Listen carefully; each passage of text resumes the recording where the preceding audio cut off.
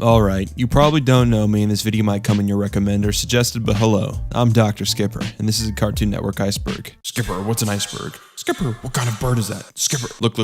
We'll pick apart all this soon, but please wait and hold on while I address the base audience first. So, the original Nickelodeon Iceberg and even the Kanye Iceberg really popped off. And for some reason, you guys chose to stick with a stupid bird who can't pronounce things right. And I'm really grateful, honestly. I'll talk more about this at the end of the video, but I just want to let you guys know I'm appreciative. And for the new people also watching, you can subscribe if you want, but I recommend you wait until the end of the video and make up your mind then. But to those who have no idea what an iceberg is, let me explain. An iceberg is a tier list covering most known facts to least known. And to those watching this video is going to be more of me talking than attention span editing. So I suggest you clean your room, play a game, draw, or go to sleep to my crisp audio. I've joked about this being pretentious twice, but I'll do it again. Is this egotistical? Absolutely. Now with that, let's get to the first layer of the iceberg. The cul-de-sac kids are actually dead. This is a theory about the kids within the cul-de-sac and how they're actually dead, and how their lives are held in a purgatory-like setting. According to the theory, the children from the cul-de-sac each hail from different eras spanning from the 1900s to early 2000s. This would explain why the year for the show is very hard to pinpoint. And also, there wasn't that many adults in the show, although you do catch a glimpse of one every now and then. So the theory starts with Rolf arriving first in the 1900s. The theory goes that his family moved to Peach Creek in order to establish a farm on the land. Rolf died around 1903 when his family's farm animals stampeded and trampled him. This was the supposed reason to why he has only one cow, one goat, and a few pigs, and a few chickens. Johnny 2x4 came to the cul-de-sac not too long after Rolf's death. Having no friends, Johnny took a marker and drew a face on a piece of wood, and dubbed it Plank. He died in 1922 after fighting a long battle with tuberculosis, 6 years before the discovery of penicillin. He took his friend Plank with him in the afterlife since that's the last thing he saw in life before he died. Purgatory would also explain Plank's occasional sentient behavior, which is most notable demonstrated in the movie. Eddie came next. He was born in New York but eventually moved to Peach Creek during the Great Depression era. Always trying to get a quick buck, he always set up scams to get money for the cul-de-sac kids in an effort to escape the poverty that he spent his whole life in. Eddie didn't have a proper father figure since his real-life father abandoned him and his mother shortly after. With this came the big bro he adored and idolized so very much despite the later abusive nature. After one of his scams went airy,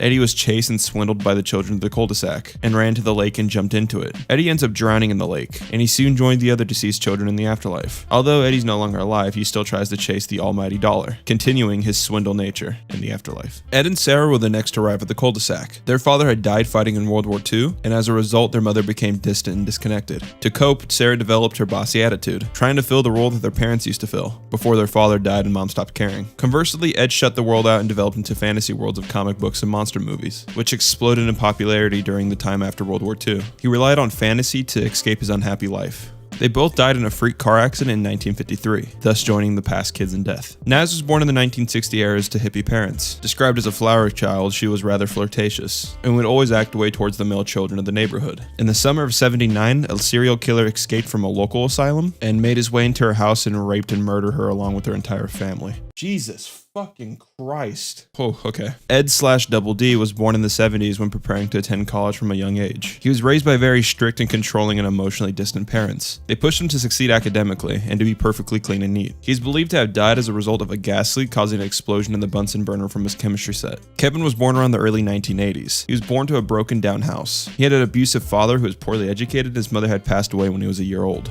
Because of his situation at home, Kevin would act his frustration on the other kids of the cul-de-sac, becoming a bully to cope with his anger. One night in the winter of '99, his father fatally beat him in a drunken rage. While on his way to the hospital, his father was then convicted of murder and was sentenced to life in prison. These were just a couple examples. There's other pieces of evidence that point to this theory. For example, the children having green and blue tongues. And the tongue does in fact turn a bluish shade when you die. Also, there's a complete lack of adults or even other children. Also, in the earlier seasons, the summer is endless. And the whole series takes place in the same era. Of course, if we're going to put on our realistic hats, yeah, this might be cap. Where this does come off as complete creepypasta, I think this is also a little bit fun to imagine. Who knows though, this shit might be completely fake and I'm just rambling about, nonsense, but I want to hear your thoughts. If this was the actual conceptual thing of the TV show, that's interesting. But you also might think this is complete bullshit as well, so that's why I really want to hear your thoughts on this. Johnny Bravo and Bollywood. Johnny Bravo Goes to Bollywood is the name of an 11-minute short and an hour-long special that aired in India. Both the short and the special share the similar similar plot, but are very different. The short was a subsequent special that were made to capitalize on the series' cult popularity in India, where reruns of Johnny Bravo still air pretty consistently. The character has become something of a beloved pop culture icon in the country, embodying the over-top nature of India's cinema. The special serves as both a parody of Indian and American pop culture, as well as a loving tribute to India and Johnny Bravo. Well, yeah, that's pretty cute. I mean, I'm gonna be honest, growing up as a 2002 kid, I don't know that much about Johnny Bravo.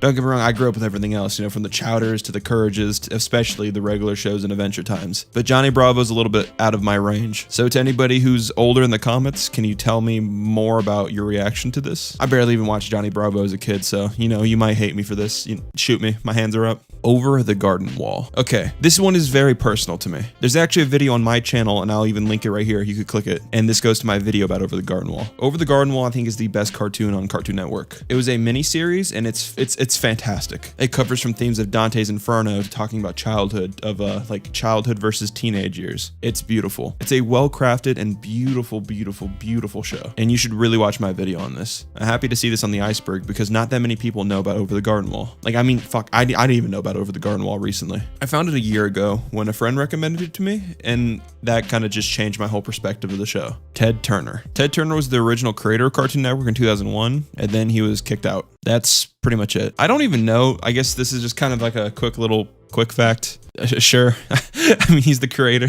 I don't know what else to say. With that, though, that's the end of Layer 1. But you better stick with me because we're going to be going to Layer 2 right now. All right, you sticking with me? Okay, sweet. Boston Incident. The head of Cartoon Network resigned Friday following a marketing stunt that caused a terrorism scare in Boston and led to the police to shut down bridges and send in the bomb squad. The announcement of Jim Sample's resignation came in an internal memo to Cartoon Network staff members. It's my hope that my decision allows us to put this chapter behind us and get back to our mission of delivering unrivaled original animated entertainment for the consumers of all ages, said Samples, who was the network's general manager and executive vice president. He said he regretted what happened and felt compelled to step down, effective immediately, in recognition of the gravity of the situation that occurred under my watch. Dozens of blinking electronic devices showed a crude cartoon character that had been painted in 10 cities as part of a guerrilla marketing campaign to promote the cartoon Aqua Teen Hunger Force. But when Boston authorities got a series of calls about the devices on January 31st, they feared that the circuit boards with wires could be explosives. Cartoon Network's corporate parent acknowledged a few hours into the scare that boards were harmless and it was a part of a marketing move. On Monday, Turner Broadcasting and Advertising Agency involved agreed to $2 million in pay for compensation for the emergency responses and devices under Spurred in Boston. The Cartoon Network is a division of Atlanta-based Turner Broadcasting, whose parent is media giant Time Warner. Two men who authorities say were paid to place the devices in Boston have pleaded not guilty to placing a hoax device and disorderly conduct. Peter Burdovsky, I hope I pronounced that right, 27, whose attorney said he had a videotaped part of the police response, and Sean Stevens, 28, are both free on bond. Boston police found 38 of the blinking signs on Boston's bridges, Fenway Park, and other high-profile spots. The magnetic lights depicting crudely drawn Aqua Teen characters giving the finger. Those were also placed in 9 other US cities for a publicity campaign. But those magnetic lights of the Aqua Teen characters giving a fucking middle finger caused a huge scare in Boston. The small signs had apparently been up for 2 or 3 weeks in Boston before the calls to authorities last week. So yeah, that's pretty weird. I'm gonna keep it real, I didn't know any of that before this. So, I guess I've already learned something, huh? 2 in the AM PM. So 2 in the AM PM is actually pretty well known, but for those who don't know, I'll tell you. I actually also cover this in a video about Regular Show. You could watch that as well. But 2 in the AM PM was an original short that ended up getting 2 Regular Show. It's about 2 store clerks who trip on acid, and the voice actor for Mordecai turns into Mordecai, and the voice actor for Benson turns into Benson. It's a cute little thing, but it's not a pilot. There's no connection to the original show, or so we think. Of course, there's going to be a theory we'll cover later about fucking acid and shit, but I recommend you actually go watch that Regular Show video though. Also, if you're a fan of Regular Show, tell me about it in the comments. Adventure Time takes place after a nuclear war. So, the Mushroom War, also referred as to the Great Mushroom War, was an apocalyptic event that occurred roughly 1,000 years before Adventure Time. The war crippled and eventually resulted in near annihilation of the human species that left the civilian in ruins throughout the land of Oo. Not much is known about the Mushroom War or the events leading up to it, except that it ended with a mushroom bomb being dropped on what was once America, awakening the Lich and ending most of the life on Earth. The episodes Finn the Human and Jake the Dog support this, as Finn wishes the Lich, a product of the mushroom bomb, never existed. This implies that either some of the country used the essence of the green catalyst comet to make the weapon, or it was a regular nuke that released the evil essence upon explosion. When the wish is granted, Finn is transported to a world where Simon has sacrificed himself to stop the mushroom bomb and freezes the entire Earth in the process. Despite some construction, without the detonation of the mushroom bomb, humanity continues to exist. Also in Finn the Human, Farm World Marceline suggests that the mushroom bomb likely concluded the war, as she states the world would have been annihilated if Simon had not stopped it with his ice powers. The war likely ended approximately 1,000 years before the events of Adventure Time. Marceline's flashback in Simon and Marcy is explicitly stated at time card in this episode that takes place 996 years before, the actual setting. So when it comes to Simon and Marcy, that's probably one of my favorite episodes in the show. I think when it comes to Adventure Time, it has a lot of lackluster side quests to do, but actual main story elements of the show are so good. But yeah, that concludes Lair 2. This is a shorter one, but I should also give you a heads up. So a friend of mine named The Hole in My Garden is going to be doing Lair 3. Will's a great person and he has a great channel. And after you finish this video, I recommend you see some of his content. I'll let him take Lair 3 from me, but I'll see you back at Lair 4. See ya. Wait, what the fuck? Who the hell was this jackass? Why is the editing so shit now? How the hell do I get back to the bird? Are probably a few of the questions buzzing through your head right now. Hello, I'm The Hole in My Garden and I've been brought on to do a few portions of this iceberg. So those of you wondering what the hell I am and why I was brought in here, I recommend you have a little sit down and hear what I have to say. My channel is one that looks a lot at popular media, specifically in regards to TV and animation, which if you can't already tell, correlates pretty well to the talking point of Cartoon Network. So let's cut the bullshit. You ain't here from me, you're here to get some Cartoon Network trivia. So in the interest of keeping a consistent flow and pace with the rest of this iceberg, let's dispense with the pleasantries and look at whatever stupid bullshit was put onto this iceberg. Chowder lives in Greek mythology. Fitting that we start this off with stupid bullshit. According to the minor and insignificant shreds of evidence that this theory posits, Chowder exists within the pantheon of Greek mythology. For those of you idiots that never paid attention in English class, Greek mythology is stuff like Zeus, Poseidon, Hades and all sorts. Even if you're not interested in mythology, a lot of those names definitely ring a bell. Pretty much the only evidence this presents as to why Chowder operates in this mythological continuity is a throwaway gag in the episode Purple Nurples, where Mung throws them over the city limits only to have them be picked up by a titan holding up Marzipan City. Once more, if you spent all your time picking your nose and shaking your ass in English literature, this reference will fly right over your head. If you're educated, or played God of War, you'd recognise this as a reference to Atlas, the great titan of Greek myth who was forced to hold up the world as punishment from Zeus for his role in the War of Titans against the Olympians. Fun story, right? Could the same Atlas be the character we see in Chowder? Fuck no. Aside from Atlas, the show features no other parallels to the Greek pantheon to my knowledge, and the design influence of Chowder is as far away from ancient Greece as you can get, clearly taking more influence from Eastern cultures. When Kratos was slaying the gods of Olympus, the last motherfucker he would have run into was fucking Chef Mung Dal. I see it more as just a throwaway absurdist joke than an indication of a greater continuity. Chowder literally destroyed all time in one episode, it's not that deep. Cartoon Network invaded Nick. This one's probably one of the more interesting on the iceberg because it was just a complete power move from Cartoon Network. Both Cartoon Network and Nickelodeon have been rivals for years, both producing great shows respectively. And at the peak of their rivalry, Cartoon Network decided to exploit a loophole in their competition's advertising. Nickelodeon's ad spaces could be bought with any adverts from anyone, provided they could meet the criteria of standards and practices as well as the obvious cost of the slot. These ads weren't vetted through by Nick officials to my knowledge and were instead improved by standards and practices. Cartoon Network took advantage of this and paid for an ad slot on Nick to promote their Cartoon Fridays programming block, with the characters in the ad referencing the fact that they're on a foreign network and not supposed to be there. Not much to add aside from that, but it's definitely a power move from Cartoon Network, veering Nick's primary demographic from their channel and towards Cartoon Network's. Don't see big moves like that anymore. Tom dies. Boring one. This is just referencing the amount of times Tom has canonically died in Tom and Jerry cartoons. There's a Tumblr article that highlights this in more detail. I'll see if Skipper could include this in the description if you really want a dissection of all the time Tom's been murked by Jerry or acts of God. I'm not going to though, because I'm not a sadist. What was missing? Original script. Initially I thought this was referencing some shitty pilot for a show that nobody gives a fuck about, but no, this is actually referencing the original script for an episode of Adventure Time. The episode's out and is popular among the community for sparking the idea of a romance between Marceline and Princess Bubblegum. Apparently, however, there was a banned version of this episode by the same name that featured a much less subtle insinuation that there was a relationship between the two. Standards and practices in 2011 weren't nearly as lenient on gay representation as they are today, so the original script was scrapped. The two's relationship has now become an official part of the Adventure Time canon, but back in the day it was quite an incident, especially for Pendleton Ward's production company, Frederator, who had to give an official apology and a statement for insinuating the existence of the relationship in a behind-the-scenes video. Weird that something as minuscule as this garnered substantial controversy. Johnny Test pilot. Don't know what the fuck I'm supposed to add to the pilot of this dogshit show, but the rules of the Iceberg dictate that I talk about this shit at least a little bit, so here goes. The original test pilot for Johnny Test never officially released as a full-length pilot. To this day, segments of the pilot exist in snippets, and surprise, the pilot's as shit as the show ended up being. Other than an Invader Zim song being audible during the pilot, there really isn't that much more to talk about with this one. Mr. Smoothie is a cannibal. Following up in disappointing topics, we have this one.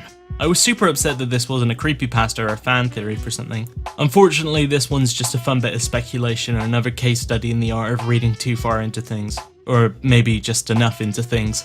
I'm guessing that most of you are familiar with the Ben 10 franchise, so I'm not going to go in depth on that show just so I can spare you all from needless preamble. All that's relevant is that a reoccurring brand throughout the show is the character of Mr. Smoothie, a mascot designed to promote smoothies of all things. And if you've got a pair of functioning eyes and don't have a railway spike through your head, you'd be able to notice the obvious irony and unfortunate implications of a smoothie drinking a smaller smoothie that displays small signs of sentience. It's a funny thing to look at and point out to your friends, but once more there isn't that much depth to it.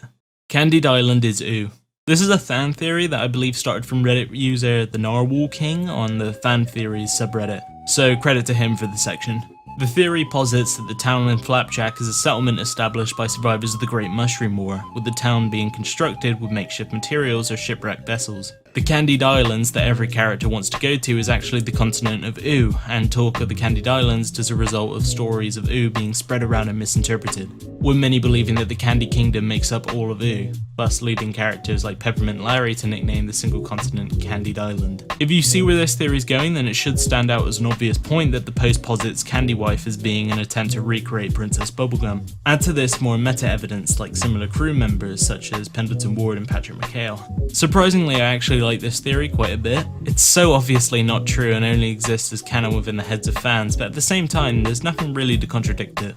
So if you want to believe it, you can, and it makes for a fun bit of recontextualization on Flapjack's part. If you'd like to read about this in more detail, there may or may not be a link to the full post in the description. If not, I'll try and add it in the comments. Pizza Steve is naked. Oh boy, with a title like that, you'd expect something weird or interesting at the very least. Like a call for the parents to cancel Uncle Grandpa due to a stupid joke or something. But no, looking up Pizza Steve is naked on Google hasn't really borne much fruit aside from a few unfortunate or funny, mostly unrelated finds. All I want to say is that I hope whatever sick fuck decided to put Pizza Steve is naked onto this iceberg is rotting in a jail cell somewhere. Fuck you perverts. Blow me. Uncle Grandpa is Jesus. Oh hell yeah, with a title like that you'd assume I've got a rapture-worthy flood of info to share with you all about how Uncle Grandpa is Christ the Redeemer. But I've got bupkis. Nothing. Literally got nothing to talk about when it comes to Uncle Grandpa as Jesus. If I'm really stretching and just borderline bullshitting, this is referencing to Uncle Grandpa being an omnipotent and omnipresent being who's the uncle and the grandpa of everyone in the universe. But that's extreme cap. Uncle Grandpa didn't die on a cross, and giant realistic flying tiger is not his Mary Magdalene. Unless any of you have anything to add about how Gus is a metaphor for St. Paul, then I don't have anything else to add. I don't know theology or the Bible back to front, so if any of you know what saint and or devil belly bag represents, then leave it in the comments I guess. But that's all from me for now. I've got another layer coming up soon, so if you like early Christmas presents, wait for that. And yeah, see you later. Simpsons airing on Cartoon Network Philippines. The earliest seasons of The Simpsons aired in Cartoon Network Philippines from April 2006 to 2007. Yeah, that's pretty much it.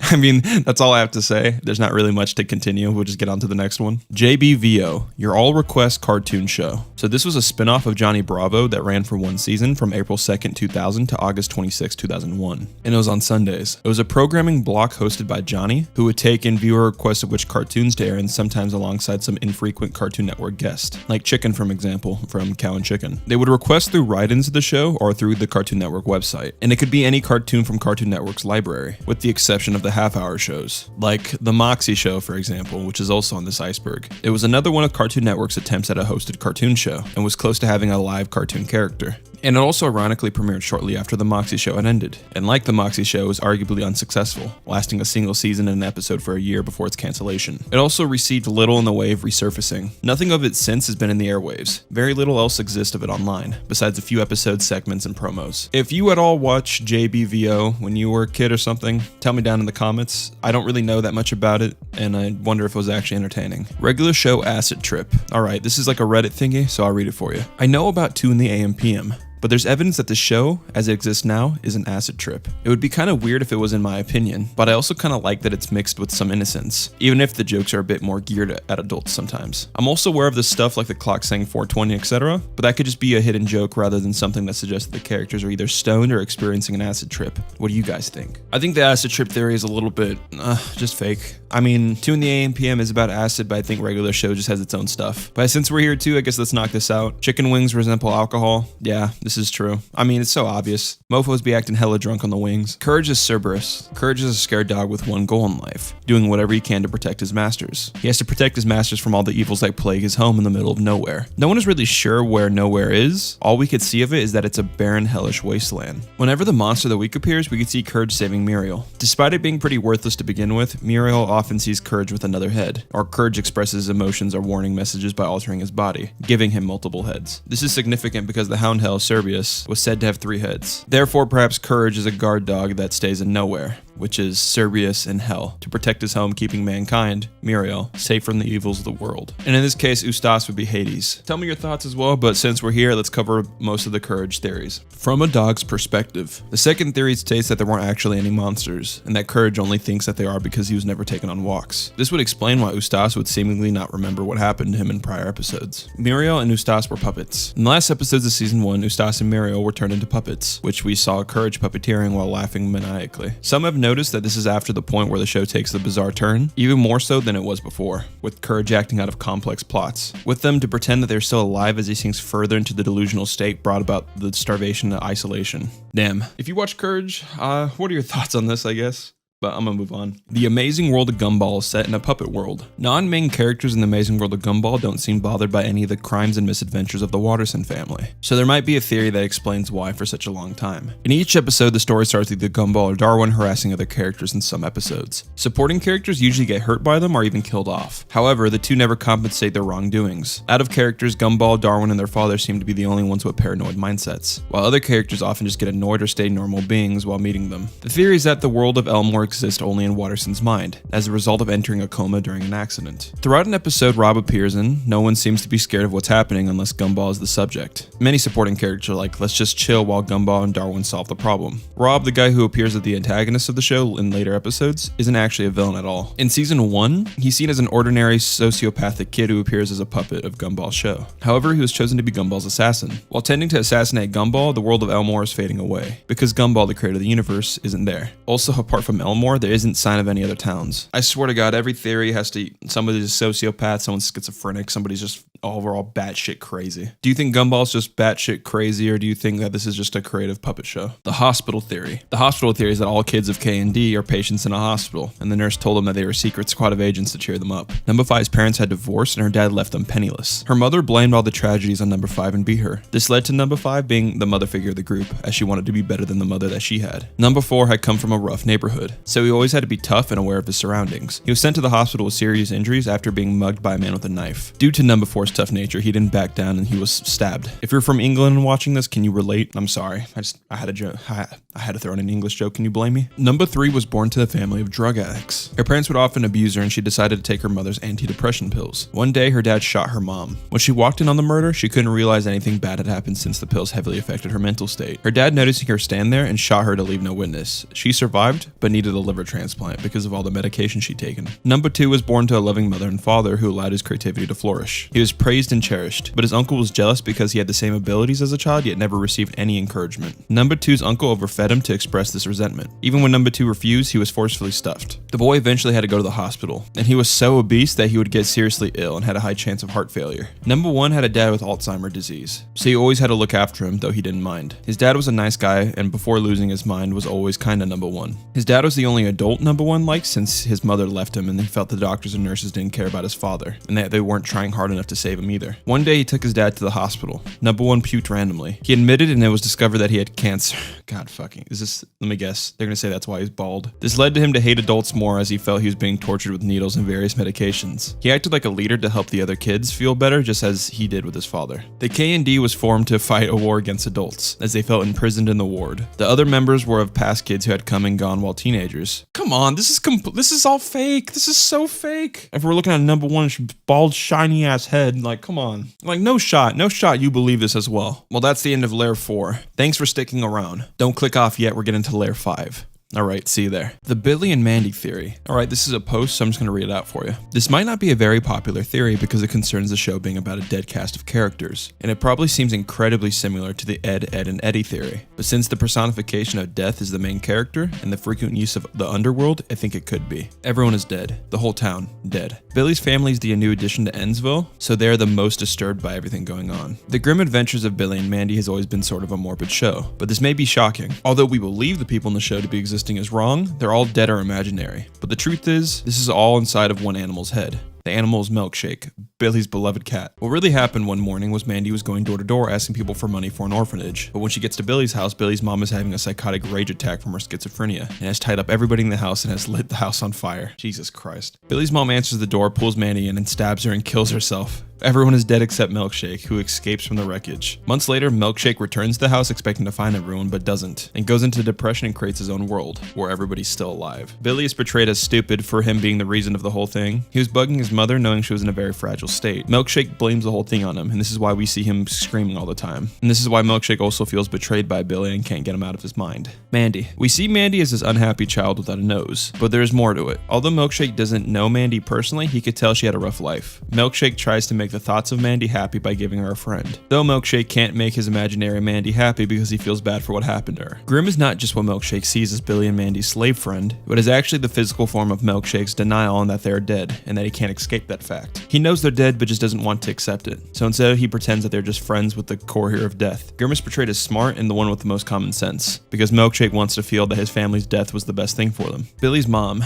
A lot of the characters we see in the show were created by Billy's mom, that Milkshake can remember. The demons in particular are the main ones. So there's many more, but I think I'm gonna stop this here. The theory is that just like the cat thinks, oh, why am I doing this? The theory is that everything happening is just in the cat's head. The shared universe theory. This theory is quite similar to the famous Pixar theory. This theory just says that all the Cartoon Network shows might be connected somehow. But how do you connect Chowder to regular show and then connect regular show to Samurai Jack? I think this is just not possible. I mean, the Pixar theory, you have some more things, but that's insanely stretching as it is. Skylar Page. The creator of Clarence was fired due to a sexual assault made on a female coworker. Yikes. It was said that Skylar Page is no longer an employee at Cartoon Network, said a spokesman. And apparently behind the scenes, they try to blame Asperger's for being the reason. Ugh, kind of a pussy move to blame autism on sexual assault. Like, Jesus Christ. I mean, good riddance though. This was also the reason due to Clarence's cancellation and also the cancel of a movie. Also, I guess since we're here, I don't think there's going to be that much Clarence on this Iceberg, so I'm interested. Do any of you guys actually watch Clarence or gave a shit about Clarence? I mean, that was kind of after my wave. I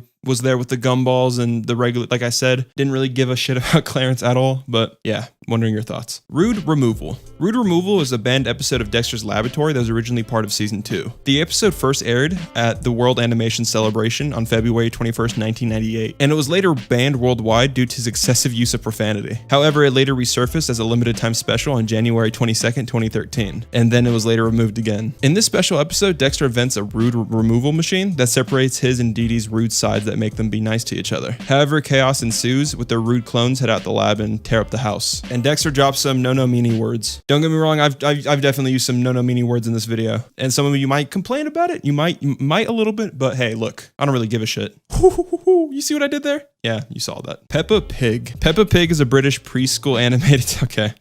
Oh my god. All right, I'm really going to talk about Peppa Pig in a video. Peppa Pig is a British preschool animated television series directed and produced by Ashley Baker Davis. Hope I pronounced that right. The US dubbed aired as part of the preschool block called Tickle You on Cartoon Network. You could also hear the audio of laughs of Peppa Pig in the US dub, or Tickle You became a website. So yeah, Peppa Pig was once on Cartoon Network. See, my thing with Peppa Pig is I don't know why George cries so damn much. Like, grow up. Is Frankie imaginary? In this 2014 theory, it says that Frankie Foster is actually a younger version of Madame Foster. The theory points that Frankie has similar clothing design to his grandmother, and that they seem to almost appear exactly alike. It is believed that Madame Foster created Frankie as a means of maintaining order in the foster home after she was gone. She loved the foster home and all of the imaginary friends there, but she knew that because of her aggressive aging, she wouldn't be able to maintain the house for long. This theory also points out how Frankie is never shown as having an imaginary friend herself, other than possibly the scribbles as shown in the flashback, and that she never really seemed to have a life outside the home. It's believed that she dates humans either because she likes humans more than imaginary friends, or or that she dates them because she's unaware of her position as an imaginary friend. There's also an alternative take on this theory. For example, it answers the question that if Frankie were indeed an imaginary friend, then why would she need a driver's license? This alternative theory also asks if Frankie was real, but Madame Foster herself was her imaginary friend. It's believed that the real Madame Foster died a few years ago and that Frankie couldn't cope with the loss of her grandmother.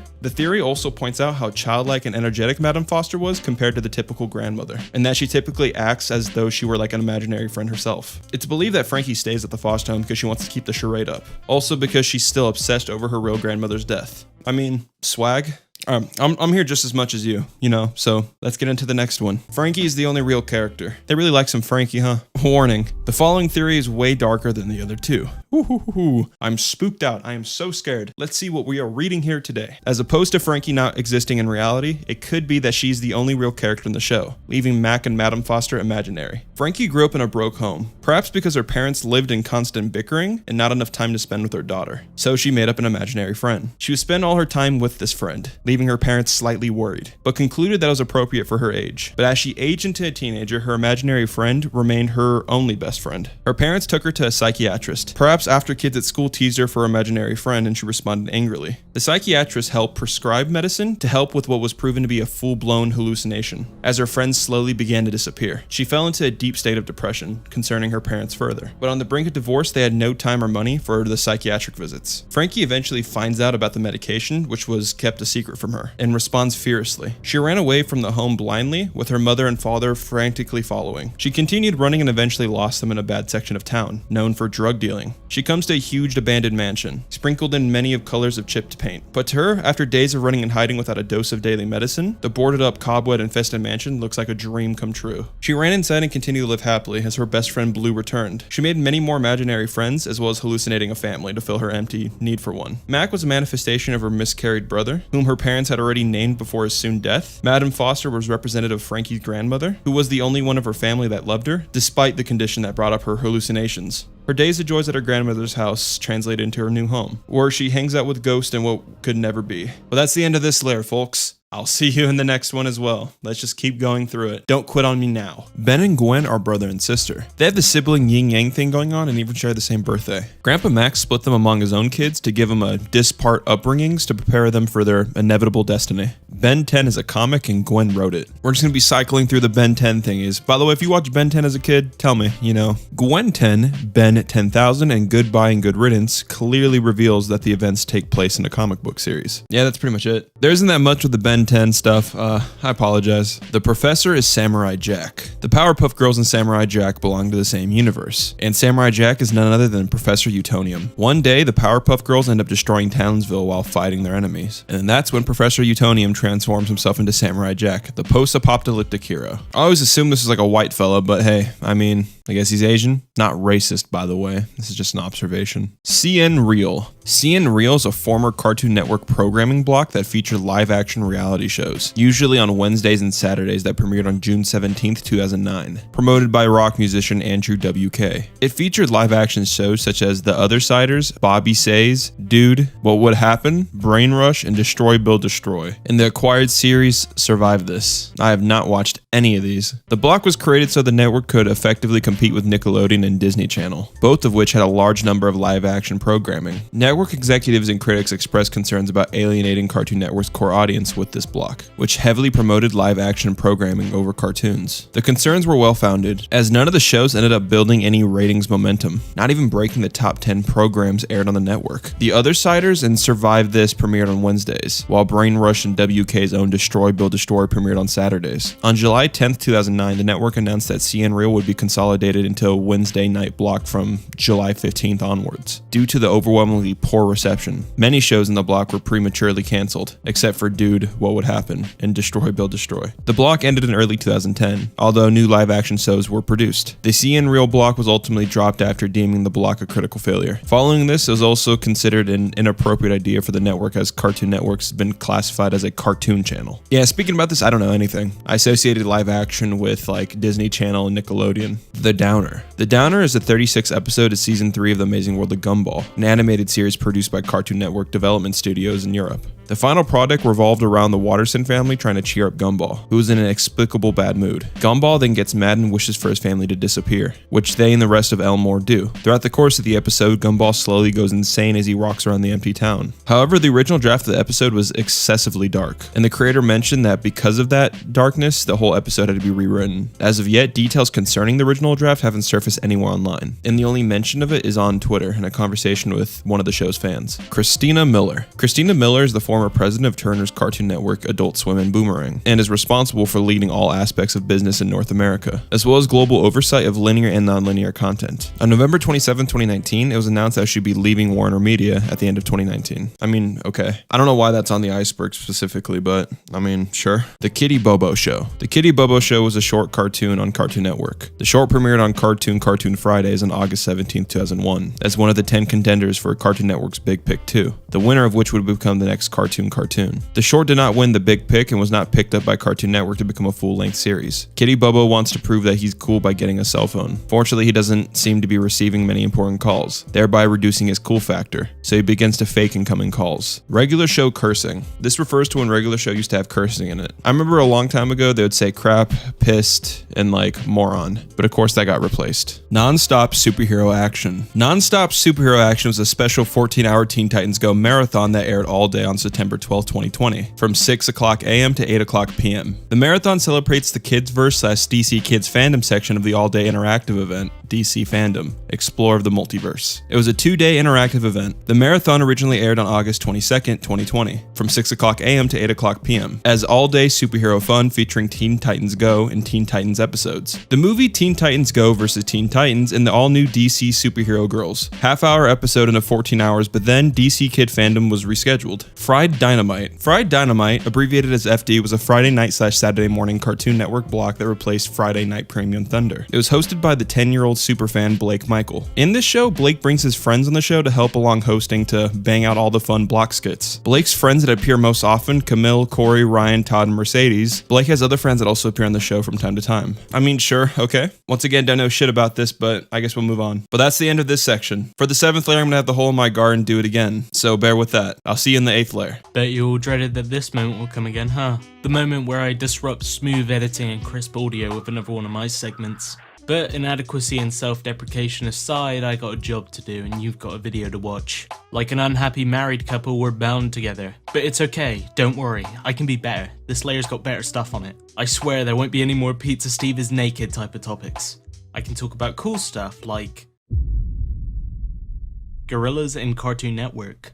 I'm actually quite a big fan of gorillas, so it's nice to see them make a little appearance on the Iceberg. In case your only exposure to gorillas was your dad playing their music on the radio during long car trips, you may be unaware that Gorillaz is a fictional, fully animated band consisting of bandmates that don't exist past the plane of reality known as animation, akin to bands like The Studio Killers and next level irrelevant dog shit like the now defunct Your Favorite Martian.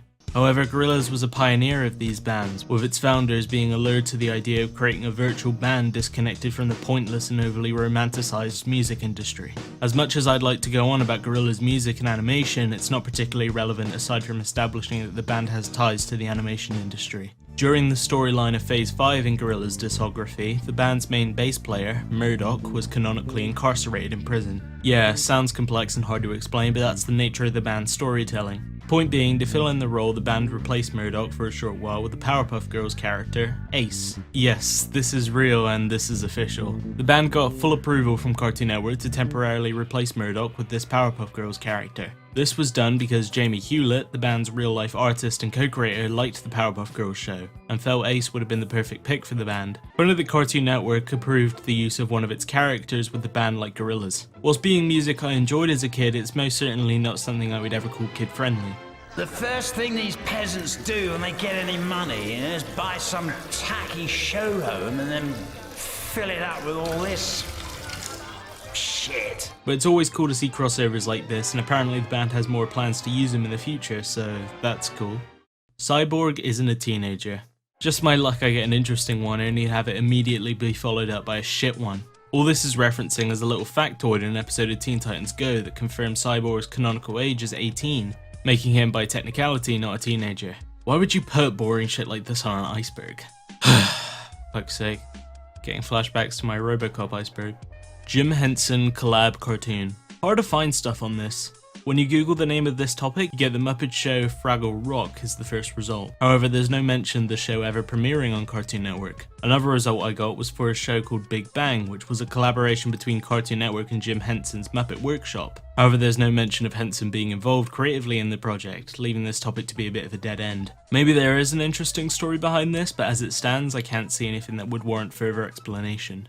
Ice King has Alzheimer's. Little plug I guess, but this is actually a topic in Adventure Time that I've been thinking about and wanting to make a video on for some time. I may still make a video on it, as the concept and storytelling the show uses to explore this idea is one that is intensely personal and one that I couldn't really do justice in a context like this. Doesn't mean I'm not going to try and explain it to the best of my ability here though, just gotta put my objective cap on and only talk about the cold hard facts of the subject. The character of Ice King is a mad and insane old man who fixates on things and assigns strange value or significance on seemingly insignificant things. On the surface level, this is done to solidify his crazy old wizard archetype, and allow for an easy excuse for Finn and Jake to give the old bastard a knuckle sandwich. However, this is all recontextualized when you discover that he was once a scientist named Simon Petrikov, who is a completely different character to his flying and snow-wielding counterpart. Where the Ice King is crazy and selfish, Simon is mild, subdued, and compassionate. The lore reason for this dramatic shift in character is the crown that both characters wear. Whilst giving immeasurable power, the crown also slowly degrades the minds of its wearers. Slowly but surely, Simon begins to forget large chunks of his memory, and slips in and out of being himself and being the Ice King. Which, if you take away the ice power thing, is a pretty clear parallel to actual Alzheimer's, which is especially reinforced when you see how Marceline responds to Simon's change from himself into the Ice King, mirroring a family member who's lost a loved one to the illness. It may sound fucking stupid considering this is an internet iceberg on Cartoon Network, but the mere recollection of this dramatic and thematic beat in Adventure Time is making me dip into real human emotion and empathy that my cynical and asshole-ish YouTube persona will allow. Going to get very self-promo-y here before I wrap this topic up and move on to the next thing, but if you'd like to see me tackle and talk about this topic with more tact and better writing, then be sure to let me know. Original Jake is dead. Okay, we passed the sobering, near shell-cracking hurdle of talking about something heavy and sad. So now let's drown ourselves in figurative drugs and alcohol so we can repress the real self and get back to being cynical and taking the piss. What the fuck does this mean? Original Jake is dead? What are you talking about? He's right there, he's fine. Oh. Okay, that motherfucker might well be dead. But yeah, don't really know what this is referencing, but if you know, then be sure to tell me in the comments. But that seems to be about everything I had to cover for this iceberg. Dropping my YouTube persona and being genuine again, it would mean a lot to me if any of you checked out some of the stuff on my channel and gave me the time of day. My stuff's mainly focused around media analysis, so if you're into films, games, TV shows, and mild commentary topics and aspects, then be sure to check me out. As is probably evident by the segments I've done, I'm nowhere near as talented at editing or as good of a wordsmith as the shoe-bill bastard that has so generously given me a soapbox to stand on. But I feel I get better with every upload and thrive off of feedback. Biggest issue I have is the feeling of talking to the brick wall, so I would really appreciate a subscription or a comment on any of my videos. So yeah, I'll hand the microphone back to Skipper. See ya. Rebecca Sugar. So the creator of Steven Universe made gay porn of Ed, Edd and Eddy. And the big taboo is this, that most of the characters from Ed and Eddy are underage. I'm gonna guess Rebecca Sugar was probably an adult at the time, but that's a sick way to start this layer. LeBron versus Kids Next Door. So there's a promo where it was just LeBron James playing against the kids next door. I thought it was kind of fun to include in this because, you know, ballin' like Kobe, but yeah. Tickle You. Tickle You was a weekday morning preschool programming block on Cartoon Network, and briefly on Boomerang. The block premiered on August 22nd, 2005 and ended sometime near December 2005. Tickle You was the second preschool programming block that featured on Cartoon Network, after Small World. Tickle You aired from Monday through Friday from 9 a.m. to 11 a.m. The block was hosted by block's mascot, Pipoca, I don't know how to pronounce that, voiced by Ariel Winter, and Henderson, who was voiced by Tom Kenny, you know, the guy who plays SpongeBob. But since this is Cartoon Network, yeah, he also plays Ice King. Let's give credit there. On December 30th, 2005, the block and its hosts were removed. Though the shows continued to air on Cartoon Network, the promos for the show featured on the block and Tickle You branding, along with Henderson and Pipoca, I think that's how you pronounce it, were removed and replaced by shots of the main view of the city of Townsville from the Powerpuff Girls. This was a short layer, but I'm going to conclude the video here. So that's the end of this iceberg. I just want to quickly take some time to just give my thanks that I promised in the beginning. When I first did the Nickelodeon iceberg, I had 1,000 subs, and recently we just hit 15,000. 15,000. That's a big number. The idea of how much you could gain off of one thing is pretty incredible. And look, I'm not perfect. I probably got some things messed up. I probably could have done more. But the idea of people just supporting me and watching me just means a lot. Like a ton. Like truly, thank you for sitting through this if you did and decided to watch this. And honestly, the best way to support me going forward is just by subscribing. I'm trying to hit 20K by the end of the month, and yeah, that's kind of a long shot, but I don't know. I've always been a dreamer. Also, I want to give props to Will. The Hole in My Garden, he makes good content, and he's extremely underrated. And he killed it with his parts on this video. So please check him out. Please go leave him a sub and just, yeah, support him. He's great. Also want to say thank you to all the channel members and Patreons. It's cool to see you supporting me as well going on in the future. And all their names are right here. It's sick. I love you guys. Also, if you want to stay connected with me, you could follow me on Twitter. Also, if you want to, you could join the Discord. There's tons of people who also watch Cartoon Network shows, and if you just want to shoot the shit and talk with them, you can. Once again, thank you for 15K. Thanks for watching the video. It means a lot. Appreciate your patience. Thank you. Loneliness isn't new to me. We've done this. This is not the murder mystery. McDonald's, I was broke in paradise. I spoke a prison when she set the price. Fuck me right, masturbated to my Insta likes. Rappers turning boys, boy been turning into side.